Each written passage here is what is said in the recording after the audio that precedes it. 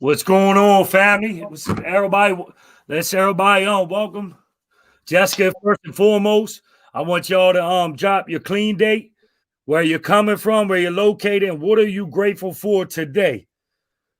What Uh, I'm grateful for today is the gift of waking up, right? And letting God, a loving and caring God into my life. And first and foremost, I want to thank God for another day clean and serene.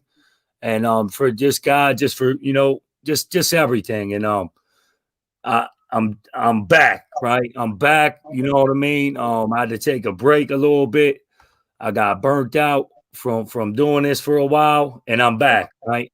I see that a lot of people are coming on, and I'm gonna pray the sister in, and I'm allow the sister to share her experience, strength, and hope. So let's everybody come in with a prayer. And let's get them clean dates up. And first and foremost, if you're coming on Inspirational Freestyle Recovery Flow, like, share the page, follow the page, and invite all the people in. We want to get people off the streets, man. That's why I do this, right? Because I remember when at times I couldn't do this. I really wasn't worried about being on Facebook. Well, I probably was messaging people to get the next one, right? And we're just going to pray her in and give her the floor. If y'all got any questions and answer, if y'all got any questions to ask her, and she'll give the answers right to the best of her ability. And I'm just grateful for having her on here. So like, follow the page, and share this out. We're going to be doing merchandise giveaways. We're going to be giving some stuff away soon in the near future, and I'm going to be putting some new content out and stuff like that. I'm on YouTube. I'm just right. Let's take a minute to pray. All right. Lord Almighty God, I just want you to place hands on Jessica as she shares her experience, strength, and hope. If she struggles with any low self-worth, any lack of confidence, or any low self-esteem, that you just remove that off her and places a message of recovery on her heart. If she's going through any situation, just allow her to just stay positive and carry this message to the best of her ability, and invite you into the picture. And in Jesus' name, amen. Inspirational freestyle recovery flow. Let's go. Let's go. All right, go ahead. Go ahead, Jessica. oh, what's up, y'all? My name's Jessica, and I am an addict. My clean date is October 24th, 2005. So this past October, we celebrated 15 years clean. I'm like kind of giggling to myself inside my head as I'm listening to like this whole intro. Thank you so much for inviting me to be a part of this and inviting me to talk about like my experience and how this all worked for me, how I was able to get clean and stay clean. I'm like giggling because you're talking about like how, when you were using, you might not have been on like Facebook, and or maybe you were, and I'm like sitting here staring at my phone, and I have like a light ring around, like none of this existed. Like literally didn't exist when I got clean. None of this was available. And it's so I almost have tears in my eyes, to be quite honest, because like this past year with COVID and like the lockdowns, I think about people getting clean and not having, when I got clean, there were meetings and there were people, and it was, I mean, granted, this was, it was the same as like any other time, but like if you got clean within the last year, thank God you are here. Thank God you made it in, and you were doing whatever you were doing, and you were maybe going to online meetings, whatever it is that you were doing to stay clean. Welcome. And please just keep coming. Please don't take the next one. Please know that we are here, and we will be here. And at some point, the world will open up, and you will, if you've never experienced an open world with like meetings all the time, if that's what your area will be like, we're here, and we will embrace you, and we will love you, And I'm sorry that that isn't the experience right now, but I am so happy for you that like we are resilient. You know, I swear to God, the joke used to be that like in the apocalypse, the only thing that would survive was like Betty White and roaches. But I swear to God, it'll be Betty White, roaches, and like recovering addicts because of we survive. We like turned this shit around and we were like, okay, what do we need to do? We need to go online. We need to figure this shit out. We will tell everyone how to find us. We figured it out. Yeah. We're here, right? So anyway, back to me. So I've been clean for a little while, which freaks me out if I'm quite honest. Because that wasn't like in the cards. I wasn't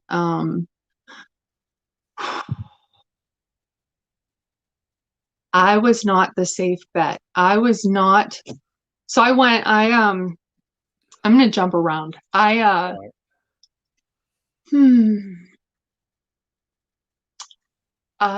got clean. I had to go to a program. So I got clean in like a court-ordered facility, which saved my life, by the way.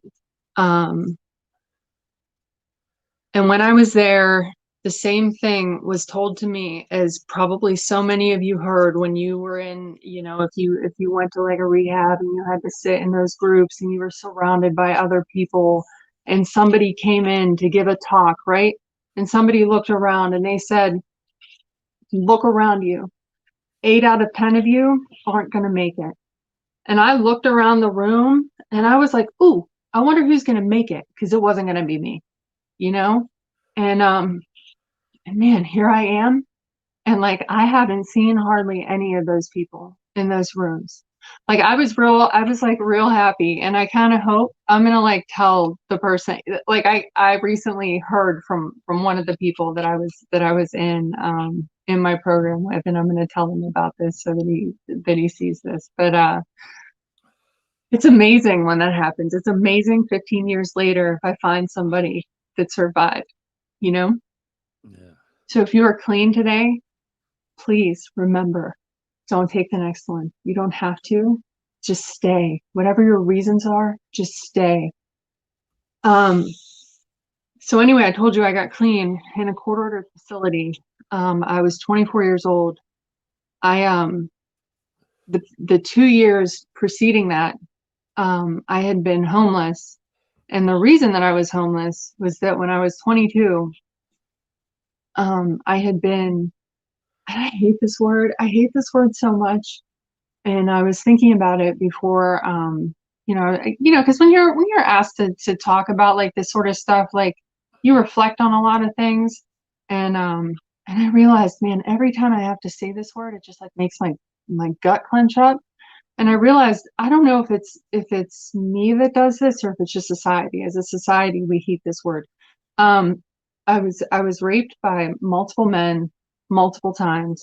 I was held against my will for like almost 2 days, and I broke. Something broke inside me, and I had been up, before that. So I told you I'm going to jump around. So I'm going to give you a little bit of backstory, and then we'll come back to that. Yeah.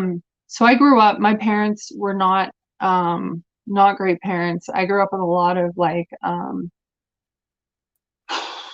neglect and abuse, a lot of abuse, like physical abuse. I was like beaten a lot and just like neglected and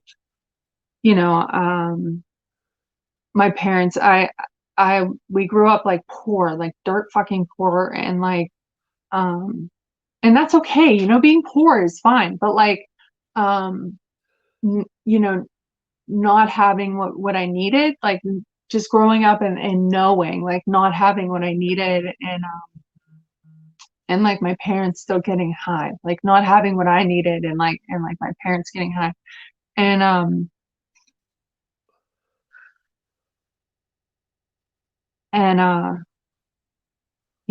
was molested and by, it doesn't matter, but just awful shit, just the crap. And the thing that, I wanted to talk about this too, like it took, so I stay clean by working a 12-step program of recovery. And like it took working steps, working with a sponsor, um, you know, being and eventually seeking some like outside help, seeking some therapy, and like recognizing, like being able to reflect back on a lot of this childhood crap to recognize that like I have a disease that preys on all of these experiences and will have me stuck based on all of this stuff. Like I can get like I've been through so much trauma that and like I didn't know how to identify that. I didn't know that it was okay to just identify with the pain and identify with the fear and identify with like that little girl inside me that didn't have enough and like didn't have and like not the stuff, but like the love and like the attachment and like the caring, you know. And especially now I have two kids now, and like I see how I parent my children, and I realize all of the things that I didn't have enough of. And you know, and I was angry. I was such an angry child. I was angry, and I dealt with like a lot of fantasy. So many times we hear people talk about like, you know, first drug being fantasy or whatever. And I don't know if I like that statement or not, but I definitely fantasized a lot. And I was so lost. I was just so lost, you know, and I didn't even get high.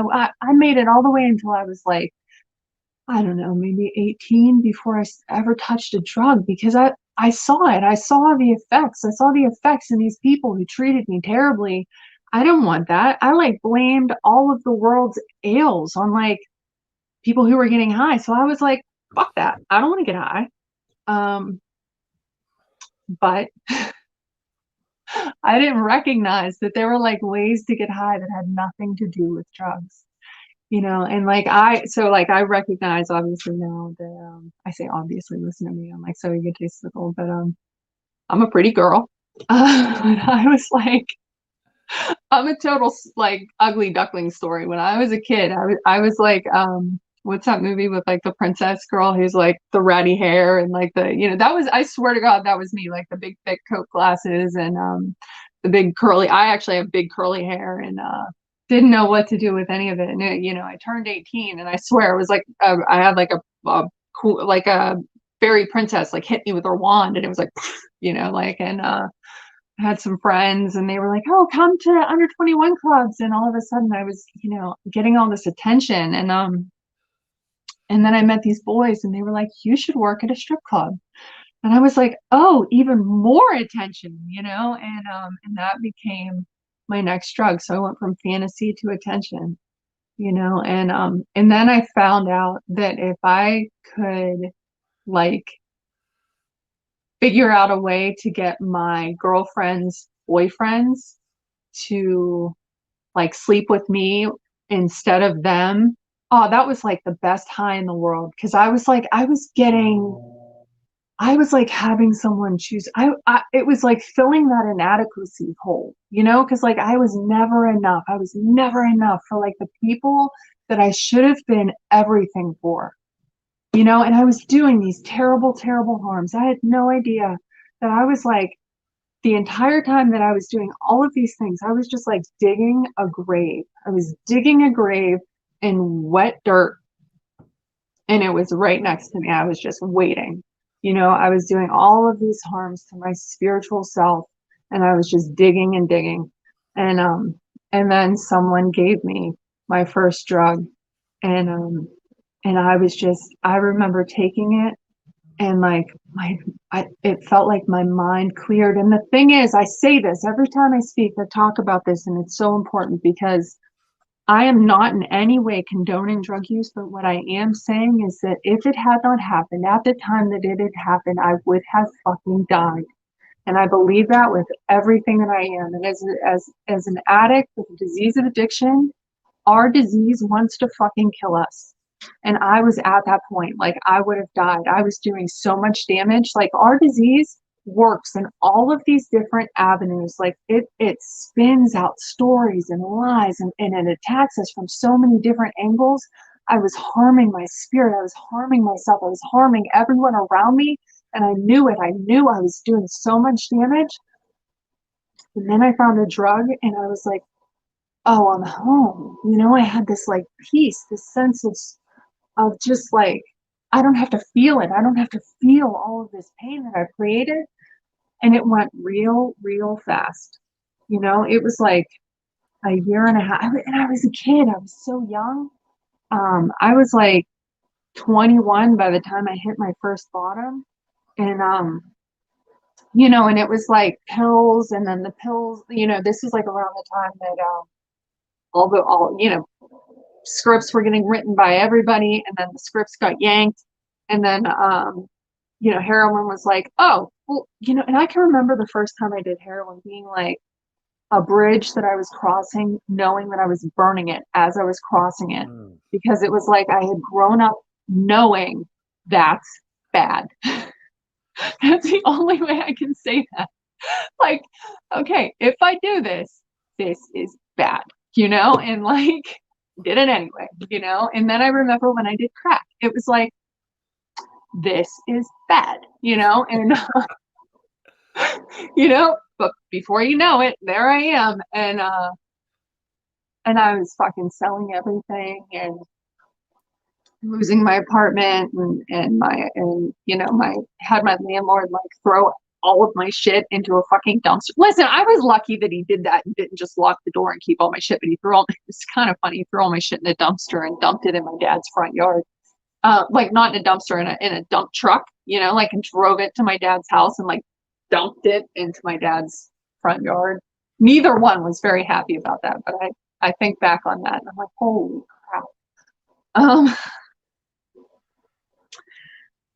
You know, so I hit my first bottom, went to rehab, and I was like the fucking asshole princess at rehab. We all know that girl. We all know that girl that goes to rehab and has all her makeup and has all her clothes and like thinks she's a camp. That was me. So, and like I was supposed to be there for 28 days. They kicked me out at like 20 and told me I was good enough because I was talking about smoking weed all the time. I obviously didn't want to be there. So I left, didn't go to a meeting, immediately go out. Like, I don't even know what the timetable is. Honestly, at this point, things get blurry. We'll call it maybe a week or two after I went to like some modeling event or something. And I was on my way home, tried to call. Some guy said he had what I wanted, didn't have what I wanted, and I had to follow him.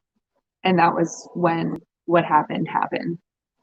And I have to tell you that for someone who has survived a massive sexual trauma,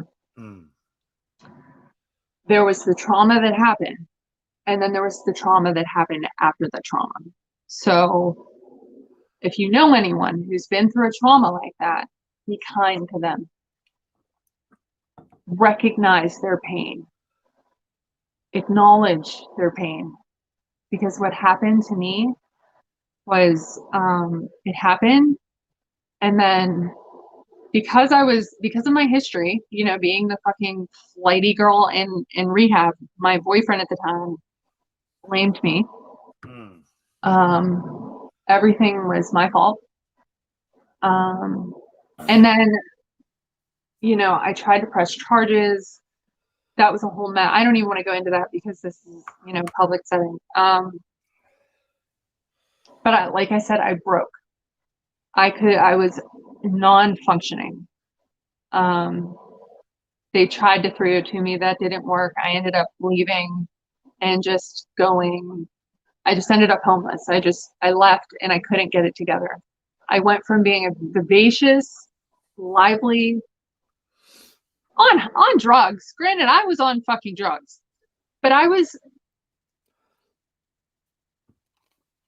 there was a point that I was retrievable, you know, like there was a point that I could get it back.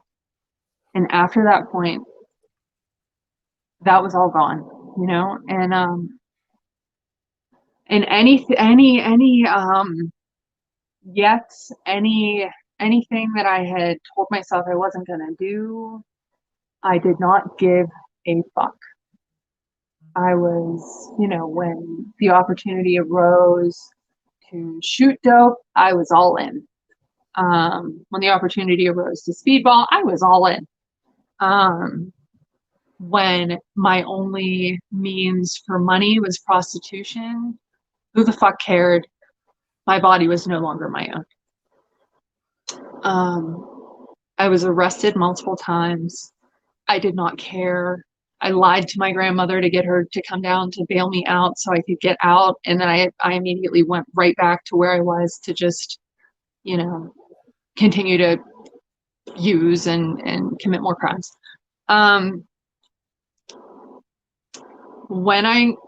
That last arrest,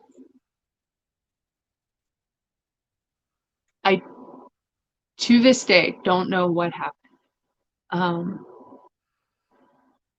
I can only call it a God moment. I can only say,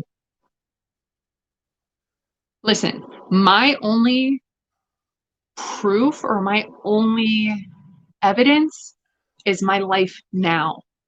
I can only say that God, like you see all those Twitter feeds with like God and the angel and they're joking about like animals that they've created and it's funny as fuck. I feel like it was kind of like that version of God, and he just like looked at me and he was like, okay, fucking enough. Somebody like grab her because I can't watch anymore. Like it was sort of like that, because there really is nothing. Like I was like 100 pounds. I'm 6 feet tall, and I was like a size 0. It was bad. It was so bad. It was great. I mean, we all know what the depths and the depths. I hope that conveyed right. Like I was dead. I was completely dead. Like there was no spark. There was nothing in me that got me here. And yet I'm here, So when we talk about the miracles, I am a miracle.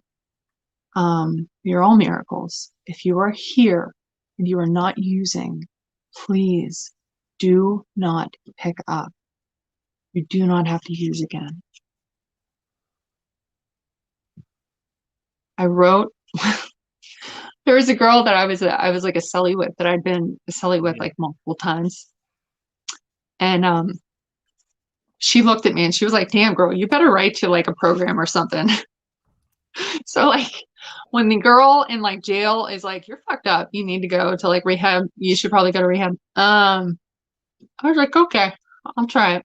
And they came and got me, and I stayed there for 11 months, and I listened, and I went to meetings, and I was mad at people, and I tried to like get in relationships with people, and I did okay, I did and I didn't. I sort of listened, and the point is I didn't use, I like regained my health, and I started to learn about the disease of addiction. I started to learn about myself. I started to like kind of hang out with my family sometimes. I think they honestly thought that like in that time, that like those 2 years I spent homeless, I was like legitimately kind of like enjoying myself. I was just like high because I wanted to be high. It wasn't until like a year ago that I told my dad what happened, and he was floored. He had no idea. My boyfriend at the time, who, like I said, did not acknowledge what happened, never told him. I wasn't capable of telling anyone, and nobody told my family. Anyway, that was in 2004. I stayed clean for like a little over a year. I was there for like 11 months. I got out. I went to a 3/4 house. This part's funny.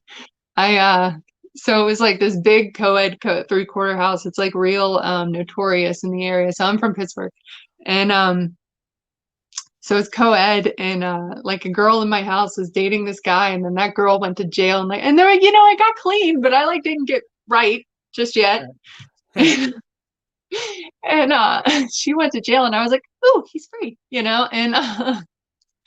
so I saw him like I went to this like recovery club that was like super notorious. We were all going there at the time, and he was like storming out of like the one room, and I was walking into the room that he was storming out of, and I like did a U-turn to like follow him, and I was like, "Oh, what's wrong?" And he was like, "They're kicking me out of the recovery house because they're accusing me of selling weed." And I was like, "Are you?" And he's like, "No." And I'm like, "I believe you," and I get it. Cliff's notes, he was selling weed, and but I made it like a month with him without getting high. And so and there was like a weekend where he had like a younger brother, and his younger brother was having like people over, and their parents were gone, and they were all smoking weed, and it looked so attractive. And instead of, I had all this time, and I thought like I was doing good and had all these tools of recovery. And it's like watching like one of those fucking HGTV shows where people are building houses and like thinking you can fucking build a house. I can't build a house. I have this fucking toolbox of tools, but I don't know what to do with them. I've never practiced. I don't know. I don't know what to do yet, and so when I wanted to use, I told him, and he pulled a bag of weed out of his pocket. Oh God. I ended up high all weekend, and Wow. paranoid as fuck. And I can identify with the paranoia. oh, it's so bad. It was so bad. Then I went home. I was living with two girls that I moved out of that recovery house with, and they made me get white key tags 2 days in a row. And then I went back to his house the next weekend. We did it again. And so that weekend, so that Sunday was the Sunday was October 23rd, 2005. And I said, this is it. I'm done. And that Monday, so I claimed it. That was my claiming, So I went through all that time at that, like, the jail and the recovery house, and all those people claimed like a portion of like my initial year of clean time. And like I was so raw, and I was kind of like feral in those like that first year. So like when I made that decision on October 23rd, that October 24th, I feel like it was such an important day. October 24th, 2005. Like it was fucking humble, and it was hard, and it was scary, because I had to like go up against like this dude that I was like now in a relationship with, sort of. He's cute. And it was all mine. It was all mine. This date, it was the only thing I had. I didn't own anything. I didn't know anything about myself, but I had this date. So October 24th, 2005. And like I was sort of kind of dating this dude, I was 25. And then on November 7th, I found out I was pregnant. So I grew up with terrible parenting skills. Like I had no blueprint for how to be a parent, and I was 25. And like people kept asking me, like, are you gonna terminate? Like because I was cute, and I was new in recovery. I didn't have to like be a mom. And I didn't have any plan. I didn't have any money. Like I was not ready to be a mom. I was like not prepared. I had no skills. I was terrible. But I knew that like of all of the things that I wanted to do with my life, I knew that being a mom was one of them. And I made a decision that like whether he was in or out, I wanted to be a mom. And so that was that. And he was in, which stuck with him still. And now my son is 14, and that has been like that's been like one of the biggest. Okay, so there are two huge learning experiences that have come from that. Two big ones. You ready? So I have had to learn how to be a parent when I didn't have great parents. It's been a big one. The other one has been I have had to learn how to let a using addict be where they fucking are, and like humbly, just simply lead by example. That is one of the like, oh, wait, 3. Because this didn't happen with like my parents. I had to be able to, this is like a combination of those two. I had to learn how to let my son love his father unconditionally. I had to back away from that. I had to never talk shit on his father. I never talk out like, and his dad has used this whole fucking time. His dad has gone to jail. He has had a bracelet on his ankle. He has been a hot fucking mess. All I could do is lead by example, never talk crap on him, and try to just release it. I don't know if I'm going to say this right. I have a friend in California who has told me like the best thing I can do is like show up, tell the truth. What is it? Show up, tell the truth, pray, and release the outcome. I can't do it for him. And it's so hard. It's been 15 fucking years. I've been clean for 15 years. We have been in each other's life this whole time. And I have wanted so badly to just be able to like co-parent with this individual. And like, I'm like, why can't you just get it? Why can't you just come to meetings with me? So like, especially in the beginning, I'm like, I'll get you a sponsor. I can tell you where to go. I can get you guy friends. I got it all for you. I'll make it all happen. Listen, it doesn't work like that. Nope. It doesn't work like that. And like, I have had to drop, there was a point I've had to drop my son off knowing damn well that like things were happening there that like scared the crap out of me. There's nothing I could do about it. I just had to pray and like release it and trust that like things were going to be okay. And like things have been mostly. And so there's that. My part in this has been I had shitty parents. So I had to learn how to be a parent. I had to learn, and a big part of that has been, like I said, I got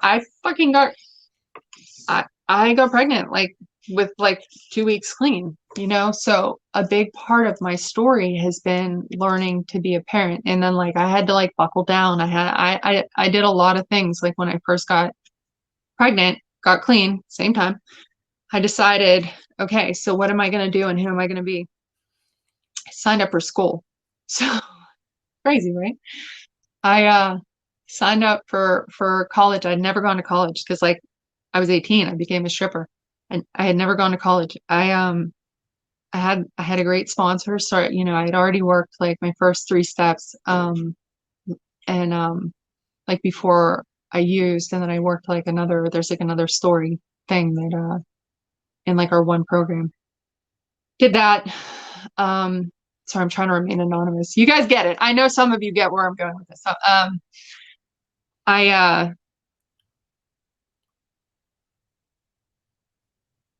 sorry, sometimes I have to reset a little bit. Signed up for school because I decided like, if I'm going to do this, I'm going to do it right.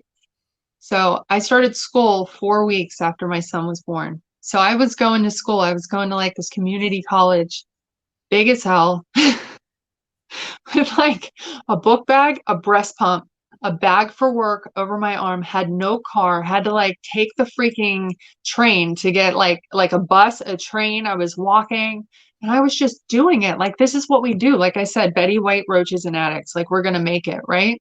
And, I made it through like 2 years, and, working steps. I ended up switching sponsors. I found like, the sponsor who's my sponsor now. I think that's why I got tripped up. I'm sorry. That's why I got tripped up in like talking about like step work and sponsorship, because like, and listen, I had like my first sponsor. She got me through like the very beginning. We're still great friends. And then I met my sponsor who's my sponsor now. And she is like, man, when I met her, so I had all of these like weird ideas about what it meant to be a woman, and like what it meant to like who I thought I wanted to be. And like a lot of it had to do with like outside ideals, and that is not what mattered. I guess somehow something clicked, and I realized, like, I met her and I would go to a meeting and she would have her hair back in like a do-rag, no makeup on, like a shirt from like a convention or like a retreat or some shit. She might have some dirt on it, like, because she did a lot of gardening.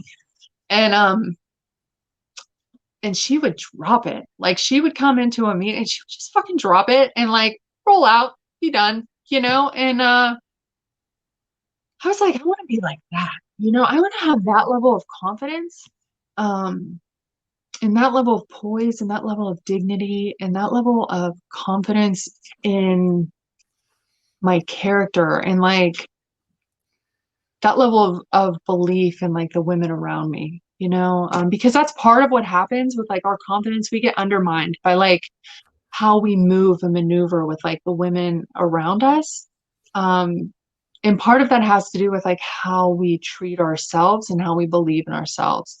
And I could just see it like just shined out of her. And so like we started working together, and this all kind of happened like all at the same time. Like I started school, I started working with her, started working steps with her. And so this all started building. And so like I'm learning how to be a person. Like my character is starting to build. Like I'm starting, like I got my first like report card or whatever, you know, like my first like end of semester, and like I'm on the dean's list, you know, like that's always, you know, when you have friends who go back to college, like in recovery, almost all of us end up on the dean's list. Almost all of us get straight because we like for the first time in our lives we're applying ourselves, right? And it was, I got addicted to it. I got addicted to like being smart. I was like, oh my God, I'm a nerd. I'm a nerd. I was so excited. I'm a nerd, you know? And but I was still like, I was still all about that sex, man. Listen, so my couldn't break myself of that. So I like between like the relationships and like the building of the character, that was like it took me a couple of years to like get that shit right, right? So like I was like doing like some right things and doing some wrong things. You know, like my I was like in a relationship, like the relationship with my kid's dad, obviously it like did not work. You know, I knew like I couldn't make it with someone who was using, so that like didn't go through. So I ended up with someone who was in my school. He ended up being abusive, you know, and like I was abusive with him because I was crazy. I was, like I said, like the feral didn't quite completely rub out. And one of the things that I had to learn was like through step work, getting through like that 4, 5, 6, and 7 piece, I learned that I was capable of building like setting a bar for myself in relationships. Like I was allowed to do that. I was allowed to create um like this ideal of who I was allowed to let into my space, because before that, and especially after the trauma that I had gone through, I just kind of gave my time and my space and honestly my body like to anyone who would give me attention, because I needed, oh, I craved it. I craved the attention. I craved that closeness. And again, I told you I felt so inadequate. So I had to go through, I had to like do that inventory. I had to share that inventory and see my sponsor like share things back with me and accept me fully. And then I had to go through 6 and 7 and like break it down and like recognize and beat myself up with it a little bit, you know, like get beat up by like my character and like, man, like recognize like I am an asshole, you know, like, and I don't want to be an asshole, you know, because that's fucking shitty. Like I don't want to be feral.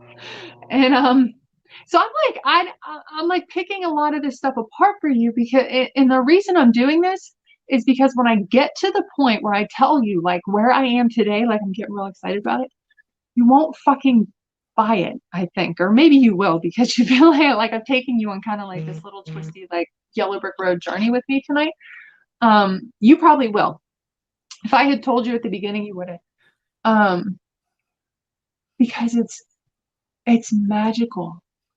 If you are here and you are clean, you don't have to use. Please don't use again. Please. It is amazing what happens when you don't use, when you give yourself a chance. Make today your day. Listen, I stayed clean. I got through like the crazy shit. I learned how to interact with other women without being a fucking asshole. And most of that had to do with like my insecurities, but some of it had to do with like recognizing that like I didn't have to be friends with everybody, and I could identify. My sponsor talks a lot about discernment, you know, because we go through and we pick apart and we identify spiritual principles, you know, and we identify the ones that don't feel like spiritual principles, but man, they fucking are. You know, the ones that really hit you, they make you like stand up a little straighter. You know, like we get like honesty and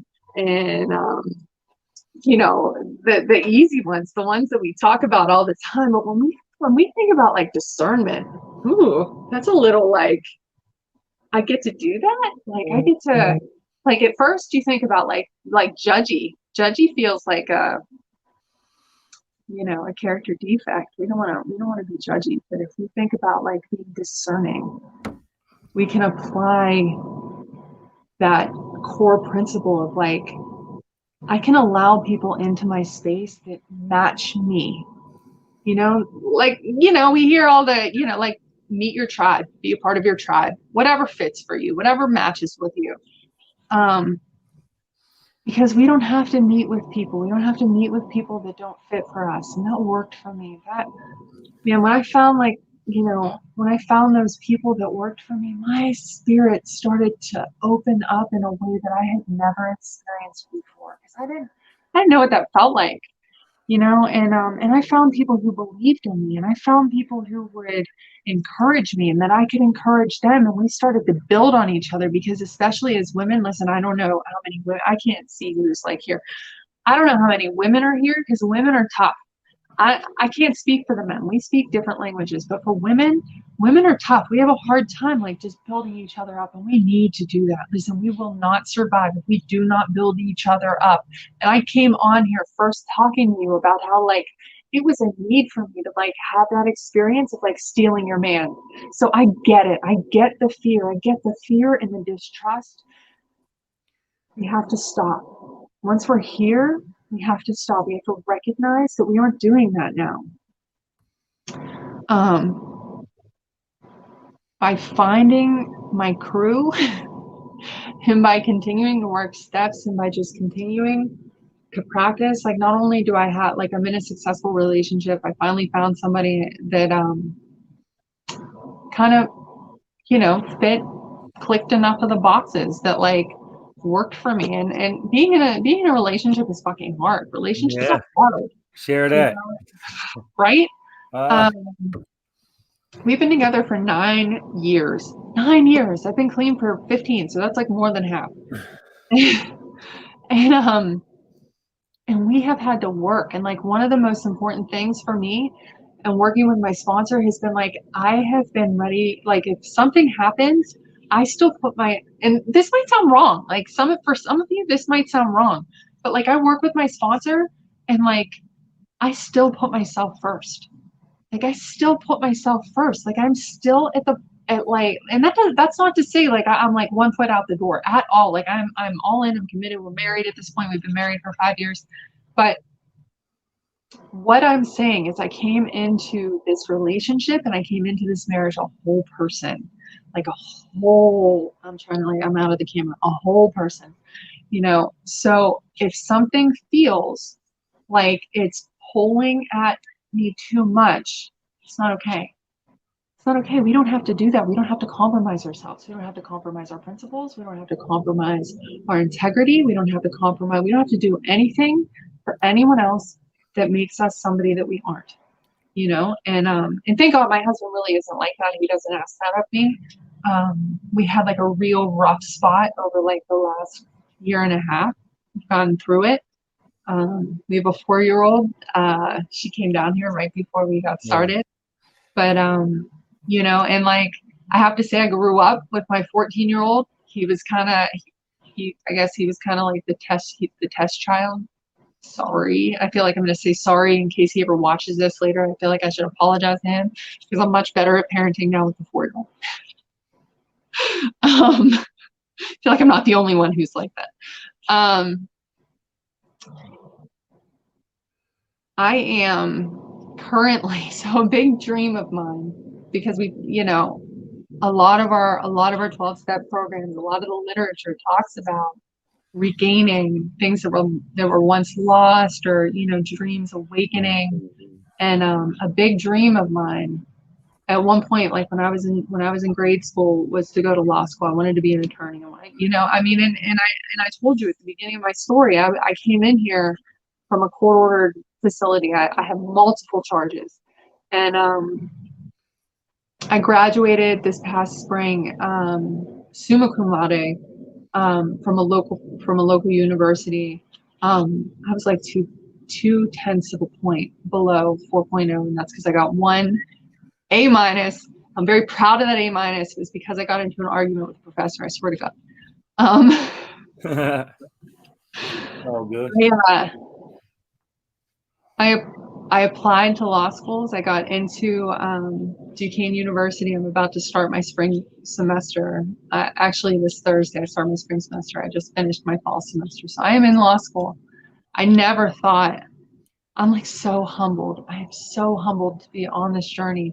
And I've been talking about it. I've been taught ever since I went back so I had gone to school like when my son was baby, and then I quit for a while and just started working. I didn't think I'd make it. I didn't think that this was in the cards for me. And a few years ago, like I started getting like really active in like civil rights movements and in activism, and I was like, man, I really at some point I want to run for public office, and I want to go.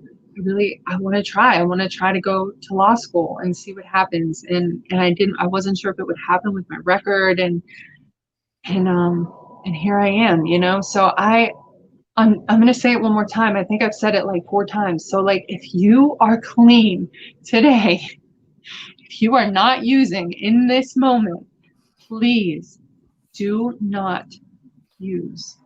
Please stay clean. Please give yourself a chance. Anything is possible. You have the world at your fingertips. You do not know. There you go. We don't use no matter what. Huh?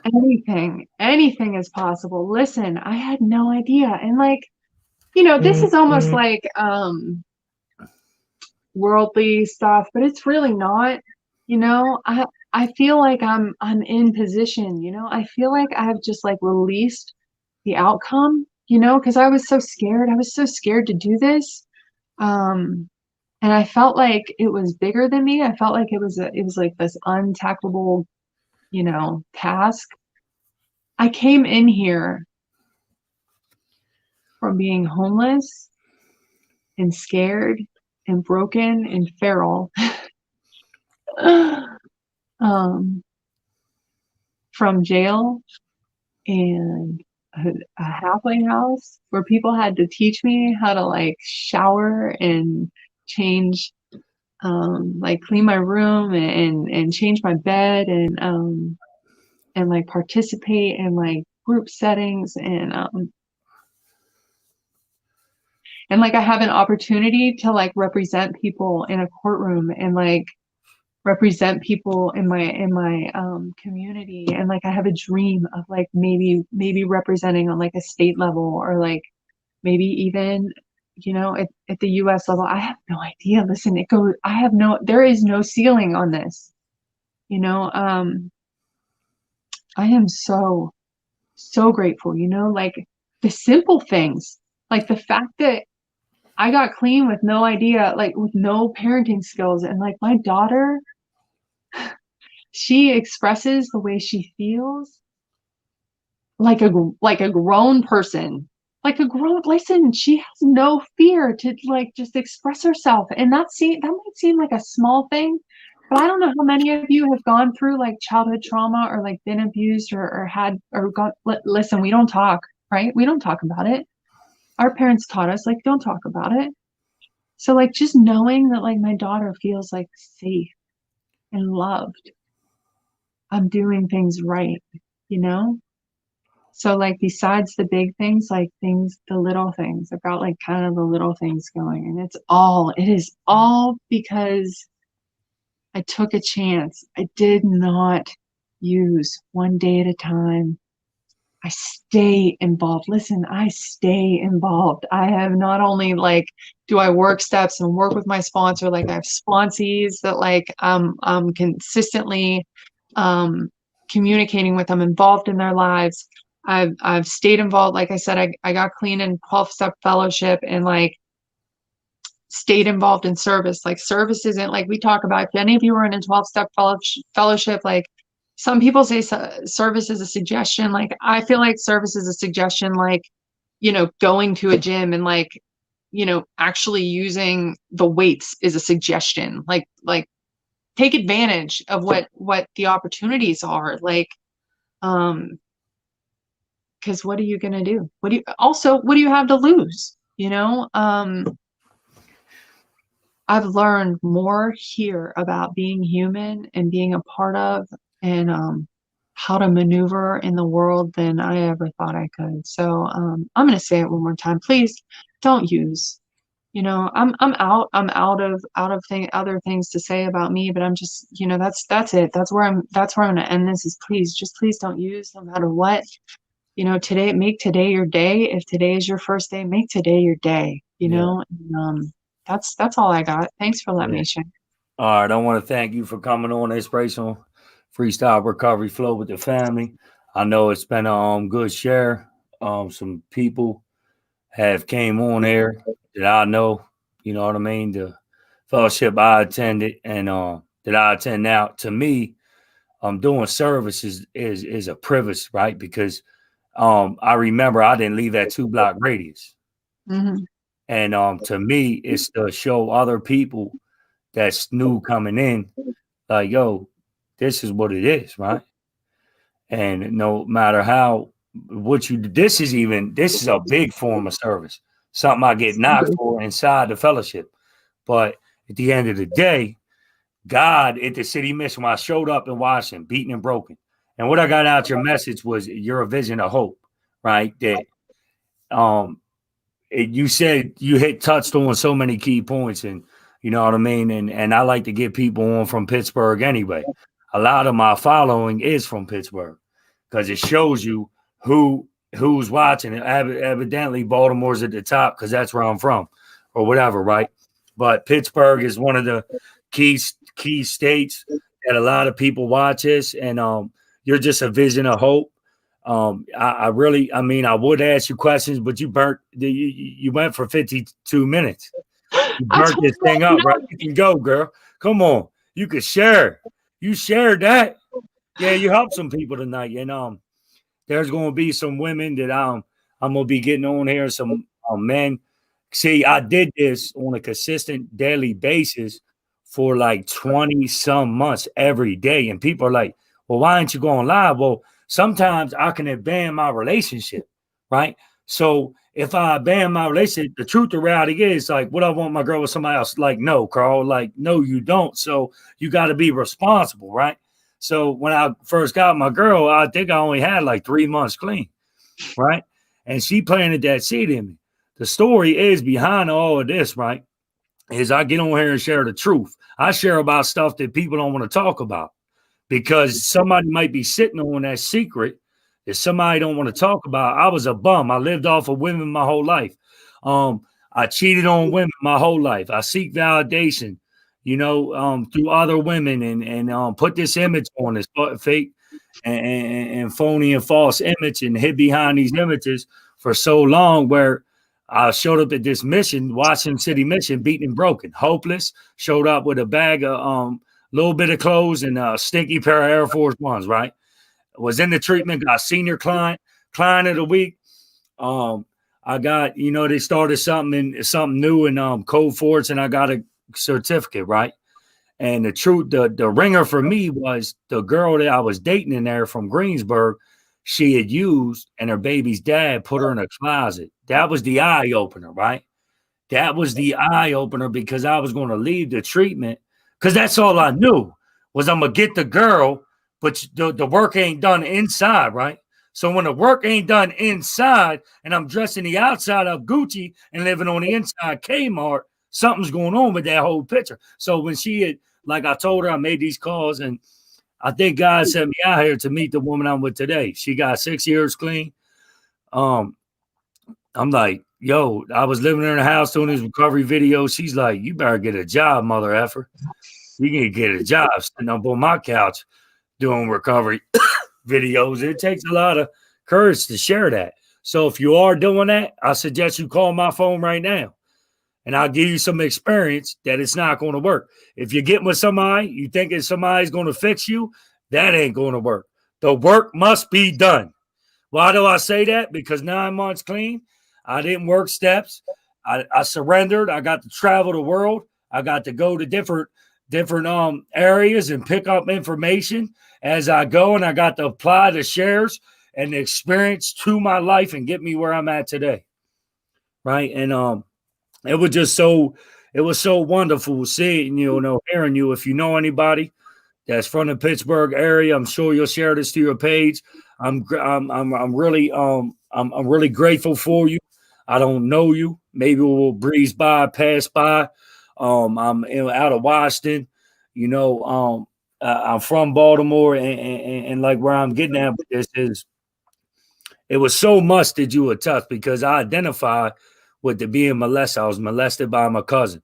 He had me do some strange thing to him when I was a little kid, and it did something to me. So that's where I ran with the drugs and tried to escape reality of what had happened to me, right?